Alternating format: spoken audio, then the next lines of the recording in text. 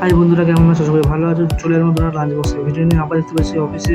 তো প্রথমে লাঞ্চ বক্সটা খুলে নিলাম, খুলে নেওয়ার পর তার থেকে ছোটো ছোটো লাঞ্চ বক্স বার করে নিলাম, যার মধ্যে রয়েছে কি তোমরা জানোই, দেখতেই হবে একে একে। তারপরে বড় বক্সটা বার করে নিলাম, তারপর ছোটো বক্সটা বড় বক্সটা এক জায়গায় রাখলাম, তারপর এক এক করে খুলে তার মধ্যে ঢাললাম। প্রথমে বার করলাম ভাতটা, দেখতেই পাচ্ছ তো সে বেরিয়ে এলো। তারপরে মাছের তরকারি দেখতেই পাচ্ছ তো, একটা মাছ আমি ওর মধ্যে রাখলাম ভাতের পাশে।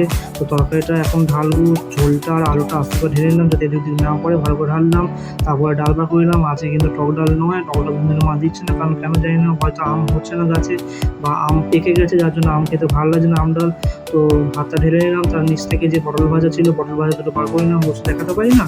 তো আজ ভাত করে ভাঙলাম, ভাঙে এদিক ওদিক ভাতটাকে সরিয়ে নিলাম। নেওয়ার পরে মধ্যে একটা জায়গা করে আমাদের ডাল ঢাললাম, ডাল ঢেলে একটু আলু নিলাম, মাছের তরকারিটা আলু, একটু মাছ ভাঙলাম।